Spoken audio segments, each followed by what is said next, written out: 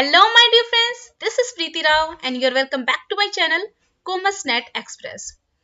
My dear friends, आपके लिए बहुत इंपॉर्टेंट क्लासेस लेकर आई हूँ मैं और मेरा ऑब्जेक्टिव यही है कि आप जो किसी भी टीचिंग एग्जाम की तैयारी कर रहे हैं, बशर्ते आपका सब्जेक्ट होना चाहिए कॉमर्स, तो अगर चाहे आप टीजीटी की कर रहे हैं या पीजीटी की तैयारी कर रहे हो तो आपका सिलेबस कवर हो जाना चाहिए, ये मेरा ऑब्जेक्टिव है।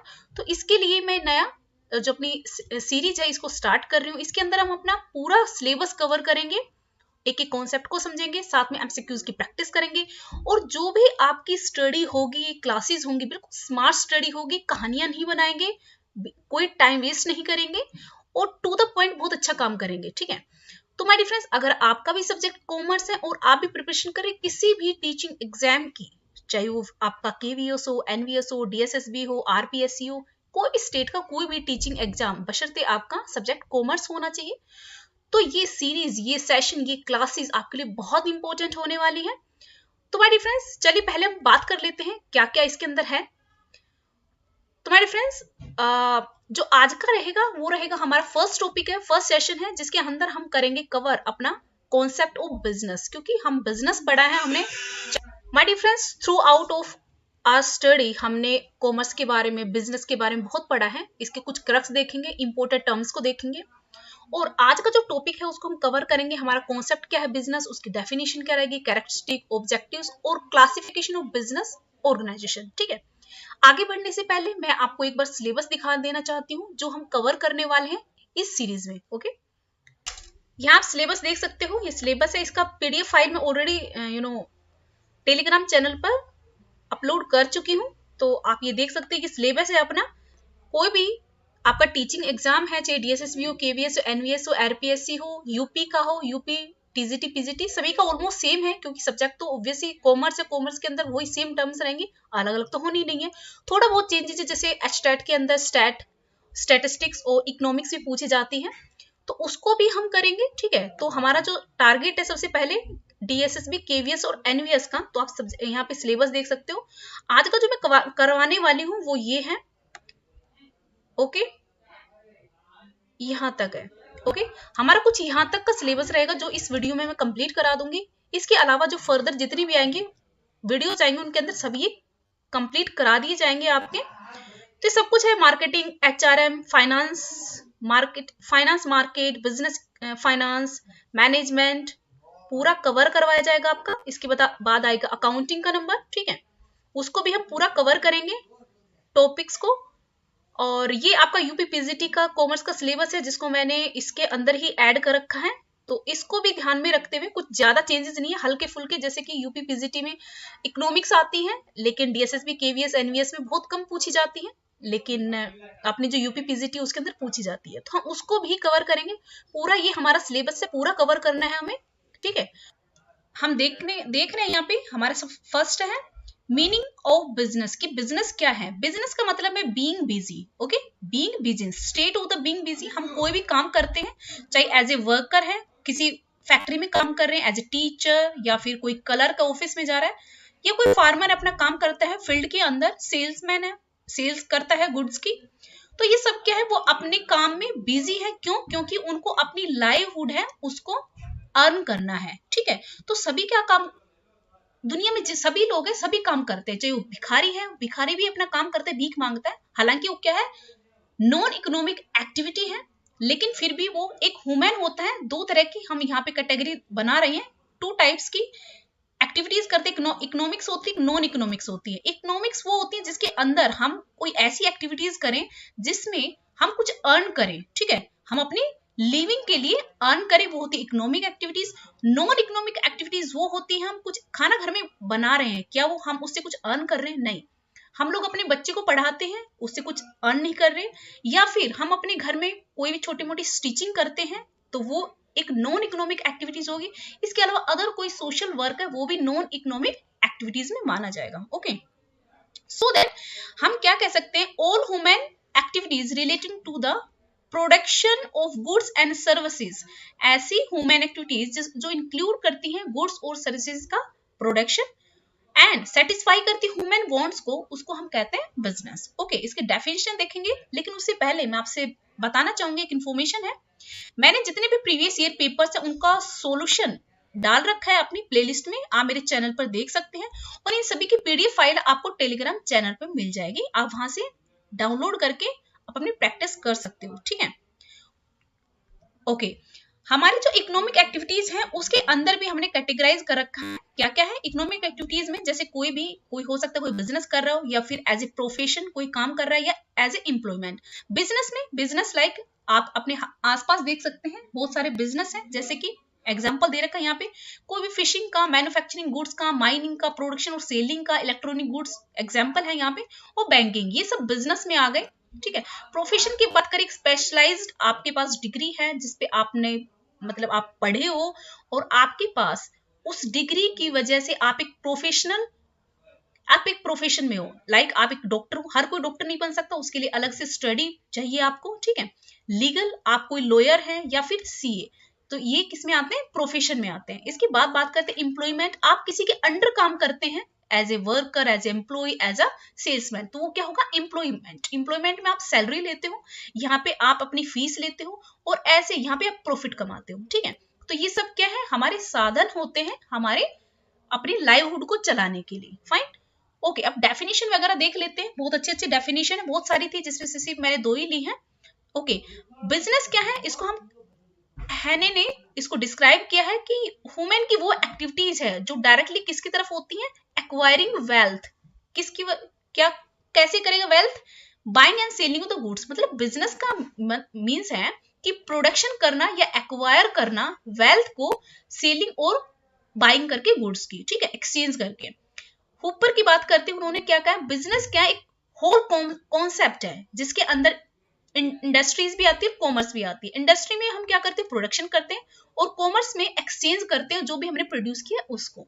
तो हम कह सकते हैं जो हमारी इंडस्ट्रीज है उसके अंदर जो प्रोसेसिंग होती है, मैन्युफैक्चरिंग होती है, और एक तरह से पूरा नेटवर्क होता है किसका, जो हमारे ऑक्सिलरीज होते हैं, वो उन सर्विसेज की हेल्प से हम क्या करते हैं, कॉमर्स और इंडस्ट्री को चलाते हैं, उस प्रोसेसिंग को करते हैं, वो किस में आता है, बिजनेस होता है। ओके, कैरेक्टरिस्टिक की बात कर लेते हैं। यहाँ पर कैरेक्टरिस्टिक कौन कौन से होते हैं एक बिजनेस के, एक देखो, फर्स्ट ऑफ ऑल बिजनेस क्या होना चाहिए, वो होना चाहिए इकोनॉमिक एक्टिविटीज होनी चाहिए, ठीक है।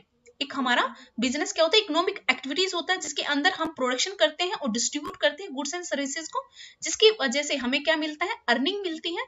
और इसके अंदर अदर भी चीजें हैं जैसे इंश्योरेंस है, ट्रांसपोर्ट है, इंडस्ट्री है, बैंकिंग है, ये सब भी इसके अंदर फैक्टर्स आते हैं।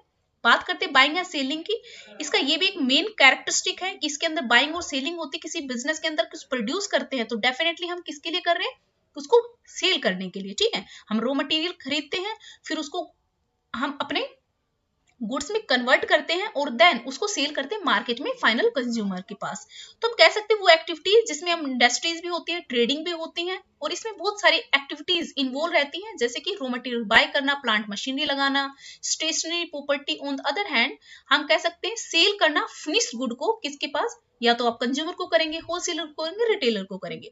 ये कॉन्टिन्यूअस प्रोसेस होता है, ठीक है। ऐसा नहीं है कि आपने मान लीजिए मैंने एक फोन था मेरा पुराना, मैंने OLX पे सेल कर दिया, तो ऐसा नहीं है कि वो मेरा बिजनेस है, वो जस्ट एक टाइम की मेरी एक्टिविटी थी। एक सिंगल एक्टिविटी को हम बिजनेस नहीं कह सकते हैं, लेकिन जो एक बिजनेस होता है हमारा क्या होता है, कॉन्टिन्यूअस होता है। ओके, इसके अंदर बहुत सारे रिस्क और अनसर्टेनिटी होती है। ये क्रिएटिव होता है, क्रिएटिव एक बिजनेस रहता है, टाइम के साथ चेंज होता रहता है, सिनेरियो चेंज होता रहता है, क्योंकि उसके अंदर नए नए आइडियाज आते हैं, अप्रोचेज आ जाते हैं, और नए नए कॉन्सेप्ट और थ्योरीज बन जाती हैं। तो ठीक है, तो ये क्या है, हमारा बिजनेस क्या होता है, क्रिएटिव होता है, डायनामिक होता है। इसके बाद बात करते हैं जो बिजनेस करते हैं क्यों करते हैं, क्योंकि हम अपने कस्टमर्स की नीड्स को सेटिस्फाई करते हैं। ये आज का मॉडर्न टाइम में यही बिलीव किया जाता है। रीजनेबल प्राइस पर आप अपने कंज्यूमर को प्रोडक्ट को प्रोवाइड करा देते हो, कंज्यूमर को प्रोडक्ट्स प्रोवाइड करा देते हो, तो आप उनकी वांट्स को सेटिस्फाई कर रहे हो, ठीक है। ये एक सोशल एक्टिविटी भी हो सकती है, क्योंकि सोशल एक्टिविटी तो है ही जिसके अंदर आप अपनी सोसाइटी इसके साथ कनेक्टेड है, क्योंकि आप सोसाइटी में ही आपके कस्टमर होते हैं जिनको आप अपनी प्रोडक्ट को सेल करते हो, सर्विसेज को सेल करते हो। इसके अंदर गवर्नमेंट कंट्रोल आता है, क्योंकि गवर्नमेंट की बहुत सारी पॉलिसीज आती हैं, लॉज आते हैं, जिसके अंडर आपको उनके अंडर आपको एक किसी बिजनेस को काम करना पड़ता है। जैसे कि हमारा कंज्यूमर प्रोटेक्शन एक्ट है, इंडियन कंपनीज एक्ट 1956 है, एनवायरमेंटल एक्ट है।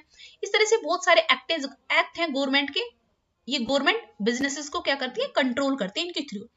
इसके बाद करते हैं ऑप्टिमम यूटिलाइजेशन ऑफ रिसोर्सेज। इससे क्या होता है, जो बिजनेस होता है उसकी वजह से जो हमारे जितने भी अनएम्प्लॉयड रिसोर्सेज है उनका सही तरीके से यूटिलाइजेशन होता है सोसाइटी के अंदर। तो हम इससे क्या करते हैं, बिजनेस के थ्रू अपने रिसोर्सेज को यूटिलाइज करते हैं। ठीक है, बात करते हैं ऑब्जेक्टिव्स की। बिजनेस के ऑब्जेक्टिव्स क्या क्या हो सकते हैं। देखो, बिजनेस किसी करने का इकोनॉमिक एक्टिविटीज भी ऑब्जेक्टिव हो सकते हैं, सोशल भी हो सकते हैं, ह्यूमन ऑब्जेक्टिव हो सकते हैं, नेशनल भी हो सकते हैं, ग्लोबल भी हो सकते हैं। जैसे कि इकोनॉमिक कैसे, लाइक आपको ग्रोथ एक्सपेंशन करना है, ओके, आप उसकी वजह से बिजनेस कर रहे हो, आपको न्यू मार्केट एक्सप्लोर करनी है, आप रिसर्च एंड डेवलपमेंट में काम कर रहे हो, या फिर कोई लेटेस्ट टेक्नोलॉजी बना रहे हो या अडोप्ट कर रहे हो, तो ये क्या है, आपकी इकोनॉमिक एक्टिविटीज है। ओके, सोशल एक्टिविटीज लाइक आप अपने इन्वेस्टर्स को कुछ अच्छा कमा कर दे रहे हो, ठीक, उनको रिटर्न दे रहे हो, अपने स्टेक होल्डर की प्रोटेक्शन कर रहे हो, उनके इंटरेस्ट का, टैक्सेस दे रहे हो और अवॉइड कर रहे हो अनफेयर टैक्स से या फिर वेट प्रैक्टिसेस से। तो ये आपके सोशल एक्टिविटीज में आप एथिक्स को फॉलो कर रहे हो। ठीक है, बिजनेस एथिक्स को फॉलो कर रहे हो। इसके बाद करते हैं ह्यूमन एक्टिविटीज में क्या क्या आते हैं, लाइक प्रोवाइड करते हैं अपॉर्चुनिटीज एम्प्लॉयज को सो दैट वो डिसीजन मेकिंग में हेल्प कर पाए, पार्टिसिपेट कर पाए, फेयर वेजेस देते हैं आप। इसके अलावा और भी कौन कौन सी आ सकती है, एंड आप बेटर वर्क कंडीशन दे रहे हो एम्प्लॉयज को, और या फिर उनकी अपॉर्चुनिटीज को एंश्योर कर रहे हो कि एम्प्लॉय आपके पास साथ काम करेगा तो उनको अपॉर्चुनिटी देंगे ग्रो करने के लिए। नेशनल ऑब्जेक्टिव कौन कौन से हो सकते हैं, जैसे कि एंटरप्रेन्योरशिप डेवलपमेंट कर रहे हैं। इसके बाद हम पर यहाँ पे देखिए, नेशनल में आप एक तरह से लाइफ स्टैंडर्ड भी इंक्रीज हो रही है, लोगों के पास इनकम आ रही है, तो वो क्या हो सकते हैं, नेशनल ऑब्जेक्टिव्स हो सकते हैं। ग्लोबल ऑब्जेक्टिव्स कौन कौन से होते हैं, क्योंकि देखिए इस टाइम में जो हमारा एक्सपोर्ट इंपोर्ट पॉलिसी लिबरल हो चुकी है, रिस्ट्रिक्शन रहे नहीं है, फॉरेन डायरेक्ट इन्वेस्टमेंट आप कहीं भी कर सकते हो और आपके देश के अंदर भी डायरेक्ट इन्वेस्टमेंट आ सकते हैं। तो जिसकी वजह से जितने भी बिजनेसेस हैं ग्लोबल हो सकते हैं।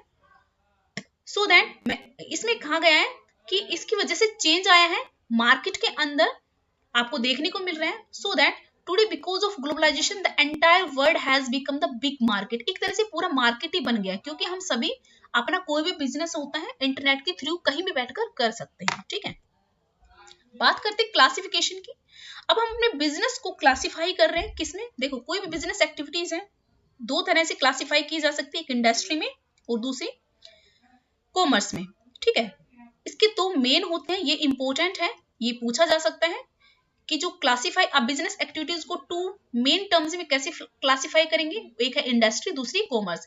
इंडस्ट्री में क्या करते हैं, आप प्रोडक्शन करते हो, ठीक है, क्या करते हो, प्रोडक्शन करते हो रॉ मटेरियल्स का, रॉ मटेरियल को मींस आप कन्वर्ट करते हो फाइनल गुड्स में, ये इंडस्ट्री होती है जिसमें प्रोडक्शन और प्रोसेसिंग होती है।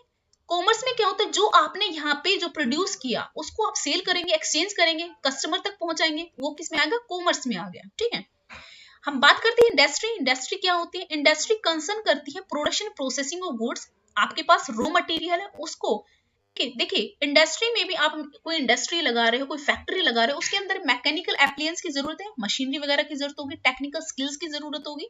ठीक है, जैसे कि एग्जांपल दे रखा है, कॉटन टेक्सटाइल होती है इंडस्ट्री, उसके अंदर जो रॉ मटेरियल एक तरह से आपका क्या आता है, कॉटन आता है, और उसको आप कन्वर्ट करते हैं, चाहे कपड़े में कर रहे हैं या फिर किसी अदर चीज में कर रहे हैं, तो उसको क्या करते हैं, कन्वर्ट करते हैं आप सेकंड गुड में, ओके, जिसको मतलब फाइनल गुड में, जिसको आप सेल कर सकते हैं मार्केट में।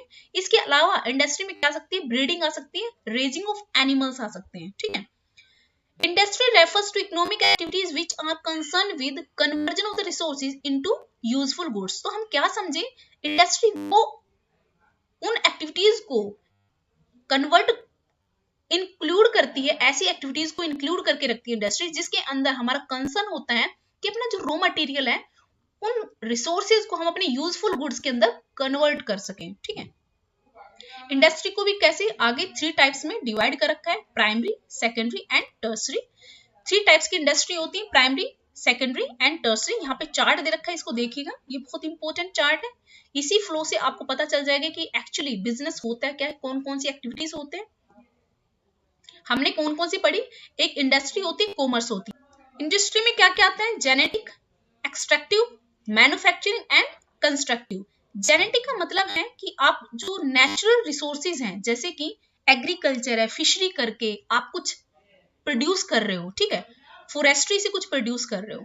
इसके बाद एक्सट्रैक्टिव, एक्सट्रीमल कुछ पुल आउट करना, निकालना, किस में से, नेचुरल रिसोर्सेज में से, लाइक माइनिंग, कोल माइनिंग है या फिर गोल्ड माइनिंग है, ठीक है।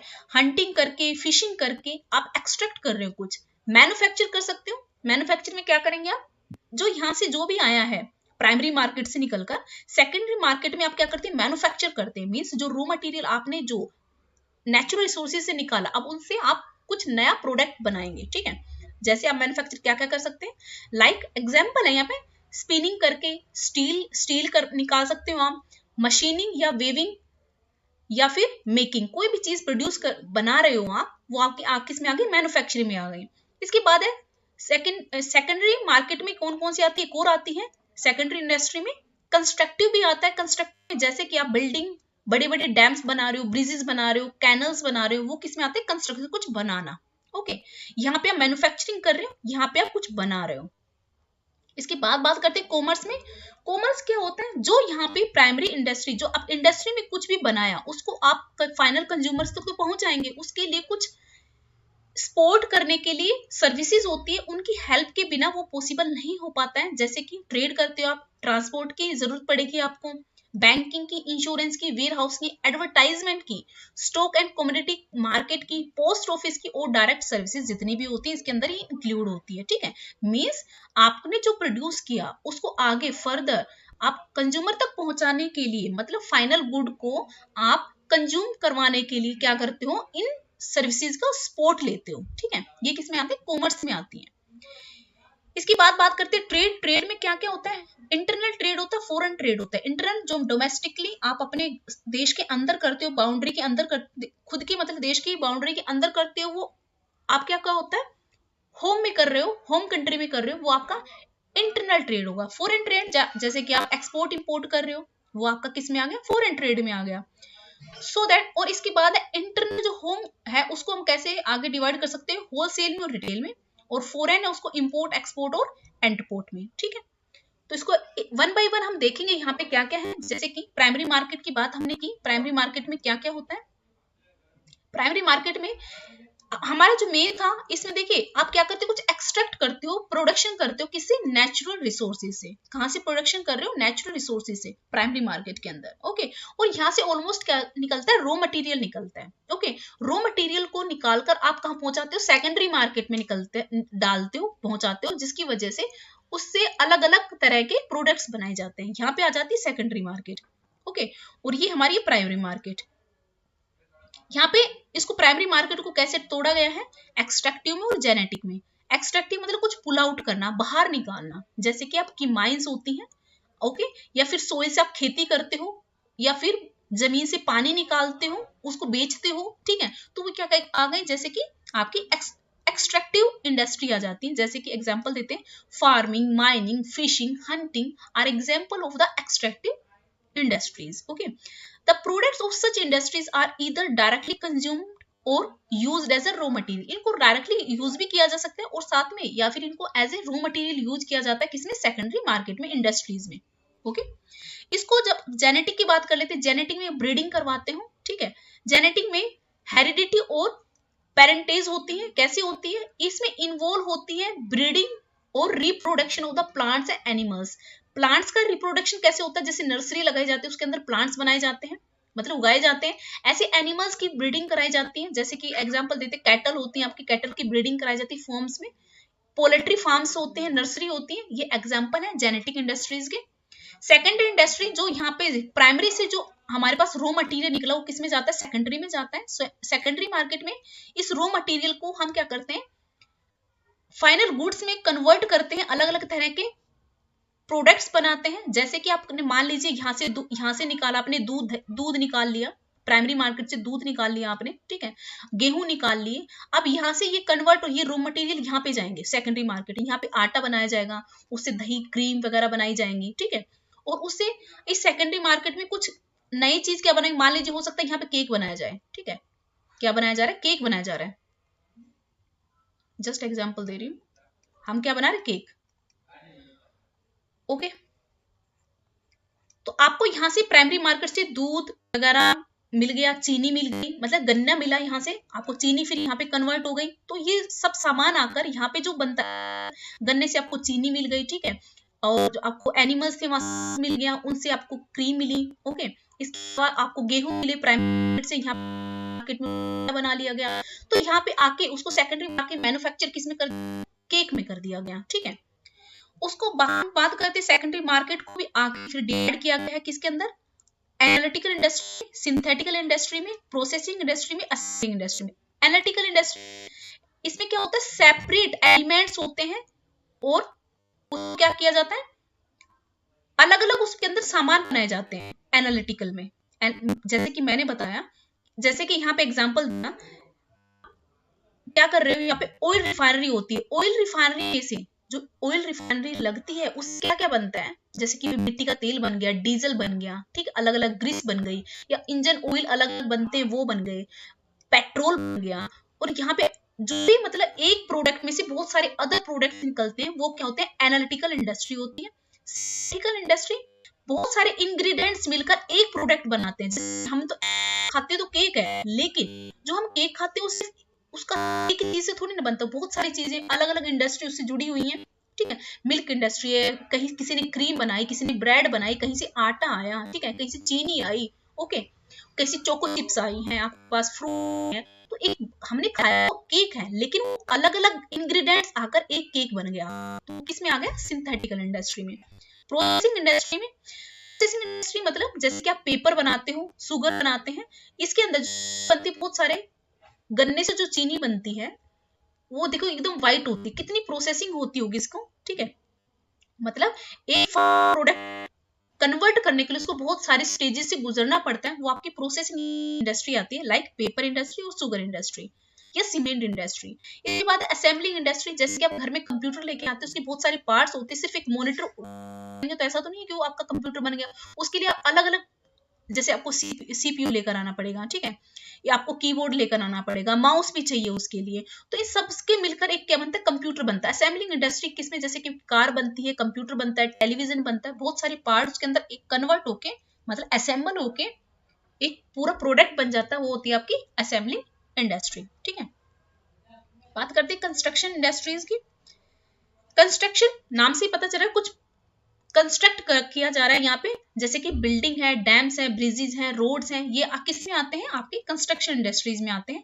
इसके अंदर आपको अलग से अच्छी स्किल चाहिए, कौन कौन सी, आर्किटेक्चर स्किल चाहिए, इंजीनियरिंग स्किल्स चाहिए, ठीक है, ये इंपॉर्टेंट होती है इसके लिए। ट्रस्टी की बात करते हैं, ट्रस्टी कौन सी है, ट्रस्टी से मतलब है कि जो हम हमारी प्राइमरी मार्केट और सेकंड, प्राइम मार्केट नहीं, इंडस्ट्री, प्राइमरी इंडस्ट्री और सेकेंडरी इंडस्ट्री को जो भी काम हो रहा है यहाँ पे, प्रोसेसिंग हो रहा है, प्रोडक्शन हो रहा है, उनको फैसिलिटेट कौन करेगा, उसको सर्विसेज कौन देगा, जैसे कि उनको हेल्प होगी, बैंकिंग की पैसे की जरूरत होगी, इंश्योरेंस कराएंगे, वेयर हाउसिंग की जरूरत होगी, कम्युनिकेशन की जरूरत होगी, पैकेजिंग, एडवर्टाइजमेंट की। तो ये जो टर्सरी होती है इंडस्ट्री, इसके अंदर सर्विसेज आती हैं जो सपोर्ट करती है प्राइमरी और सेकेंडरी मार्केट इंडस्ट्री को। फाइन, अब बात करते हैं कॉमर्स। कॉमर्स क्या होता है, आपने यहाँ पे प्राइमरी और सेकेंडरी मार्केट में कुछ प्रोड्यूस किया आपने, प्रोसेसिंग किया आपने, अब यहाँ पे आप उसको एक्सचेंज करेंगे, क्या करेंगे, एक्सचेंज करेंगे गुड्स एंड सर्विसेज का मार्केट के अंदर। उसके अंदर आपको मार्केट में तो जाना होगा ना, प्रोड्यूस तो आपने फैक्ट्री में कर लिया, लेकिन उसके लिए आपको मार्केट में जाना पड़ेगा, वहीं पे आपको कस्टमर मिलेंगे, ठीक है। यहाँ पे क्या क्या इंक्लूड होता है, एक आपका ट्रेड होता है, एक ऑक्सिलरी ऑफ टू ट्रेड होता है। ट्रेड आपने क्या किया, आपने जो भी बनाया आपने अर्निंग करने के लिए उसको क्या करेंगे, सेल करेंगे, वो आपका क्या आ गया, ट्रेड में आ गया। ट्रेड में आप जैसे आपका होलसेल ट्रेड हो सकता है, आपका रिटेल ट्रेड हो सकता है, आप हो सकता है एक्सपोर्ट कर रहे हो, या आपका इंपोर्ट का ट्रेड हो सकता है, या आपका ट्रेड में आते हैं, ओके। ऑक्सिलरीज कौन से होंगे, ऑक्सिलरीज मींस आप इस ट्रेड को हेल्प करने के लिए तो सर्विसेज की जरूरत होगी, जो आपको प्राइमरी सेकेंडरी मार्केट में चाहिए, तो यहाँ पे भी तो जरूरत है, जैसे कम्युनिकेशन है, बैंकिंग है, इंश्योरेंस है, एडवर्टाइजमेंट है, ये किस में आती है, ऑक्सिलरीज टू ट्रेड, मींस जो ट्रेड में हेल्प करती है जो सर्विसेज, उनको हम ऑक्सिलरीज टू ट्रेड कहते हैं। इनको मेरे को आई डोंट थिंक कि बताने की जरूरत है, आप सभी जानते होंगे कि इंटरनल ट्रेड क्या होता है, जो अपने देश के अंदर होता है, जो भी बिजनेस करता है वो इंटरनल ट्रेड होता है, जो बाहर करता है वो एक्सटर्नल ट्रेड हो जाएगा, जिसके अंदर आपका इंपोर्ट एक्सपोर्ट आ जाएगा, ठीक है। और ये इस तरह से आपकी ऑक्सिलरीज टू ट्रेड कौन सी, जैसे कि ट्रांसपोर्ट है, बैंकिंग है, इंश्योरेंस है, वेयर हाउसिंग और एडवर्टाइजिंग है। माय डियर फ्रेंड्स, इसका पीडीएफ आपको मेरी टेलीग्राम चैनल पर मिल जाएगा, ठीक है। अब हम हमारा इंपॉर्टेंट है हम एमसीक्यूज को प्रैक्टिस कर लें जो हमने पढ़ा है उसके लिए। ओके, फर्स्ट क्वेश्चन है business risk is not likely to arise due to, जो हमारा बिजनेस रिस्क है इनमें से कौन सा है जो जिसकी वजह से हमें बिजनेस रिस्क नहीं आएगा। पावर फेलियर हो जाता है, एम्प्लॉय डिसऑनेस्टी कर देता है, गुड मैनेजमेंट या change of the government policy. देखिए इससे बिजनेस रिस्क हो सकता है, इससे भी हो सकता है, इससे भी हो सकता है, लेकिन गुड मैनेजमेंट अगर आप करेंगे तो इससे बिजनेस रिस्क नहीं होगा। ये तो एक किसी भी बिजनेस के लिए बेनिफिट है। ओके, मतलब प्लस पॉइंट है। So that right option is B. Second question, industries which provide sport services to other industries are known as, हमने पढ़ा था कि वो इंडस्ट्री का वो पार्ट जो स्पोर्ट्स सर्विसेज देती है इंडस्ट्रीज को, उसको क्या कहते हैं? प्राइमरी बोलते हैं, सेकेंडरी बोलते हैं, कमर्शियल बोलते हैं, टर्सरी बोलते हैं। तो उसको क्या बोलते हैं? टर्सरी इंडस्ट्रीज होती हैं जो सर्विसेज देती है प्राइमरी और सेकेंडरी को, मतलब इन दोनों की हेल्प करती हैं। जो सर्विसेज देती हैं वो कौन सी होती है? टर्सरी इंडस्ट्री होती है। Question number third, the occupation in which people work for other and get remunerated in return is known as, ऐसा ऑक्यूपेशन जिसके अंदर पीपल क्या करते हैं? किसी और के लिए काम करते हैं और रेमुनरेशन लेते हैं। बहुत सारे लोग कंपनीज वगैरह में जाते हैं, ठीक है, तो वो क्या होता है एक तरह से क्या लेते हैं? उनको क्या मिलती है? उनकी काम के लिए सैलरी मिलती है। तो उसको क्या कहते हैं? बिजनेस बोलते हैं, प्रोफेशन बोलेंगे, एम्प्लॉयमेंट बोलेंगे, या नन ऑफ दीज। तो वो क्या कहेंगे? आपका पेशा है, आपका क्या है? एम्प्लॉयमेंट है। आप किसी के अंदर काम, किसी के नीचे काम कर रहे हो, किसी के लिए काम कर रहे हो और आपको वो सैलरी देता है उस काम के लिए, उसको बोलते हैं एम्प्लॉयमेंट। क्वेश्चन नंबर 4 है which of the following does not characterise business activities, इनमें से कौन सा आपका बिजनेस एक्टिविटी नहीं है? Business activity, production of goods and services बिल्कुल ही बिजनेस है। Presence of the risk, sales of exchange of goods and services और सैलरी एंड वेजेस। देखो सैलरी एंड वेजेस बिजनेस नहीं हो सकता, इसको हम बिजनेस नहीं कह सकते। सैलरी वेजेस आप एक किसी के अंडर काम कर रहे हो तो आपको सैलरी या वेज मिल रहे हैं, तो ये आपकी बिजनेस एक्टिविटी नहीं है। क्वेश्चन नंबर 5, इकोनॉमिक एक्टिविटीज में बी क्लासिफाइड इनटू, जो हमारी इकोनॉमिक एक्टिविटीज है उनको कैसे क्लासिफाई किया जा सकता है बिजनेस में? एक तो हमारा बिजनेस होता है इकोनॉमिक एक्टिविटीज में, दूसरा आपको बताना है यहाँ पे क्या है, और एक होता है एम्प्लॉयमेंट। तो हमने 3 चीजें पढ़ी थी अपने चार्ट में, एक बिजनेस था, एक एम्प्लॉयमेंट था और तीसरा हमारा क्या था? प्रोफेशन। ओके, जैसे डॉक्टर, लॉयर, सीए, वो हमारे क्या होते हैं? प्रोफेशनल, मतलब मींस वो प्रोफेशनल होते हैं। Okay, now the 6th, human activities are of dash type. जो हमारी ह्यूमन एक्टिविटीज होती है कितने टाइप की होती है? 1, 2, 3 और 4। तो 2 टाइप्स की होती है, इकोनॉमिक और non economic. Okay, non economic. 7, following are the characteristics of the business risks, one of them है ये, then नहीं है, is not correct, please identify। कह रहा है इनमें से, just hold on,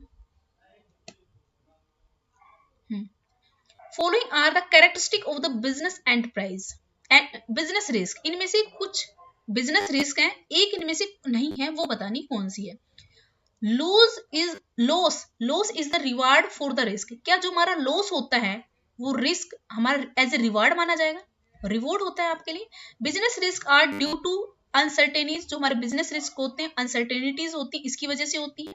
risk is essential component of every business, देखिए हमें रिस्क जो मिलता है उससे काफी बेनिफिट भी होता है। Degree of the risk depends mainly upon the nature and size of the business. तो राइट ऑप्शन हमारा ये पता चल गया था फर्स्ट में कि जो हमारा लॉस होता है उसको हम रिवार्ड नहीं कह सकते, जो चीज लॉस ही हो गया, हमें तो नुकसान हुआ है और रिवॉर्ड कैसे हो सकता है। Question number 8, dash includes activities relating to the trade and dash to trade, वो कौन सी एक्टिविटीज हैं जो इंक्लूड करती है trade and dash to trade? तो कौन सी होती है, कौन हेल्प करता है इनको? ऑक्सिलरीज करती हैं। क्या? ट्रेड एंड ऑक्सिलरीज क्या होती है हमारी? सपोर्ट करती हैं ट्रेड को, ऑक्सिलरीज टू ट्रेड। 9th है of the following, which of the following can not be classified as the auxiliary to trade, इनमें से कौन सी ऑक्सिलरी टू ट्रेड नहीं है ये बताना। इसमें विच आएगा, हो सकता है यहाँ पे कट हो गया यहाँ पर, ठीक है। माइनिंग, इंश्योरेंस, वेयर हाउसिंग और ट्रांसपोर्ट। ऑक्सिलरीज टू ट्रेड कौन सी थी? जो ट्रेड करने में हमारी हेल्प करती हैं, सपोर्ट करती हैं, सर्विसेज देते हैं, उनको क्या कहते हैं? ऑक्सिलरीज टू ट्रेड बोलते हैं। तो माइनिंग हमारी क्या होती है? प्राइमरी मार्केट होती है, प्राइमरी इंडस्ट्रीज होती है, सॉरी प्राइमरी इंडस्ट्री होती है, तो इसको हम क्या कहेंगे? इसको हम ऑक्सिलरीज टू ट्रेड नहीं कह सकते। Now 10th, which of the broad categories of the industry covers oil refinery and sugar mills, इनमें से कौन सी इंडस्ट्री है जो कवर करती हैं ऑयल रिफाइनरी को ये प्राइमरी में आते हैं, सेकेंडरी में आते हैं, टर्सरी में आते हैं नन ऑफ दिस। देखिए सर्विसेज तो है नहीं तो इसको टर्सरी तो कहेंगे नहीं। प्राइमरी और सेकेंडरी में बात करें तो ऑयल रिफाइनरी और शुगर मिल्स ये आती है आपकी सेकेंडरी इंडस्ट्री में। शुगर मिल्स, शुगर जहां पे आपका गन्ना आया और यहाँ पे आपने मिल्स में आप कुछ प्रोडक्शन कर रहे हो, ठीक है, तो वो आपके शुगर मिल्स होते हैं। रिफाइनरी मतलब रिफाइंड कर रहे हो आपने एक्सट्रैक्ट किया प्राइमरी में और यहाँ पे रिफाइंड कर रहे हो, तो ये आ गए आपकी सेकेंडरी इंडस्ट्री में। तो राइट ऑप्शन होगा इसका सेकेंडरी इंडस्ट्री में आते हैं। माय डियर फ्रेंड्स, अब की बार ये हिंदी में थे, लेकिन नेक्स्ट टाइम जब आएंगे तो हिंदी और इंग्लिश दोनों में आएंगे, बाइलिंगुअल लेकर आऊंगी मैं आपको ये आपके लिए ये, ठीक है। तो my dear friends, I hope जो आपका फर्स्ट क्लास है ये थोड़ी ठीक गई होगी। सेकंड क्लास में और एफर्ट डालेंगे और अच्छा करेंगे, ठीक है, और आपका जो सिलेबस है पूरा कवर कराया जाएगा, सो दैट आप कंटिन्यू चैनल के साथ बने रहिए। Thank you so much, good luck, good